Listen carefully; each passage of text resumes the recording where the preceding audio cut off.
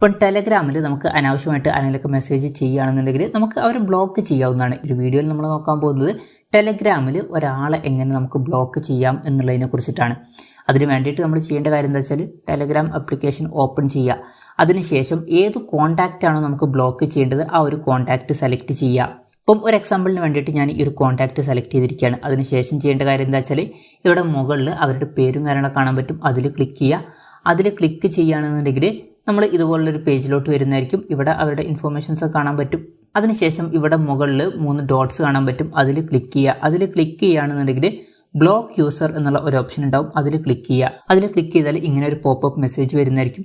ഇവിടെ block user എന്നുള്ള option കാണാൻ പറ്റും. അതിൽ ക്ലിക്ക് ചെയ്യുക. അതിൽ ക്ലിക്ക് ചെയ്യുകയാണെന്നുണ്ടെങ്കിൽ ഈ ഒരു യൂസർ ബ്ലോക്ക് ആവുന്നതായിരിക്കും. അതിനുശേഷം ഈ ഒരു യൂസറിന് നമുക്ക് മെസ്സേജ് അയക്കാൻ കഴിയില്ല.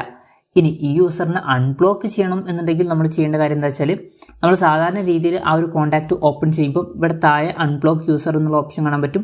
അതിൽ ക്ലിക്ക് ചെയ്യുക. അതിൽ ക്ലിക്ക് ചെയ്യുകയാണെന്നുണ്ടെങ്കിൽ അവർ അൺബ്ലോക്ക് ആവുന്നതായിരിക്കും. അല്ല എന്നുണ്ടെങ്കിൽ വീണ്ടും ഈ ഒരു പ്രൊഫൈൽ നെയിമിൽ ക്ലിക്ക് ചെയ്യുക. ക്ലിക്ക് ചെയ്താൽ ഇവിടെ അൺബ്ലോക്ക് യൂസർ എന്നുള്ള ഓപ്ഷൻ കാണാൻ പറ്റും. അതിൽ ക്ലിക്ക് ചെയ്യുക.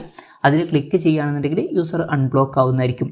അപ്പം ഇങ്ങനെ നമുക്ക് വളരെ സിമ്പിളായിട്ട് ടെലഗ്രാമിൽ ഒരു യൂസറിനെ അൺബ്ലോക്കും ബ്ലോക്കും ചെയ്യാവുന്നതാണ്. അപ്പം ഈ ഒരു വീഡിയോ നിങ്ങൾക്ക് യൂസ്ഫുൾ ആയി എന്ന് വിചാരിക്കുന്നു. എന്തായാലും ഈ ഒരു വീഡിയോ പറ്റിയിട്ടുള്ള നിങ്ങളുടെ ജെന്യുവൻ ആയിട്ടുള്ള അഭിപ്രായം ജസ്റ്റ് ഒന്ന് കമൻറ്റ് ചെയ്യുക. അതുപോലെ തന്നെ ഇതുപോലുള്ള വീഡിയോസ് ഇനിയും കാണാൻ താല്പര്യമുണ്ടെന്നുണ്ടെങ്കിൽ ഈ ചാനലും സബ്സ്ക്രൈബ് ചെയ്യാവുന്നതാണ്.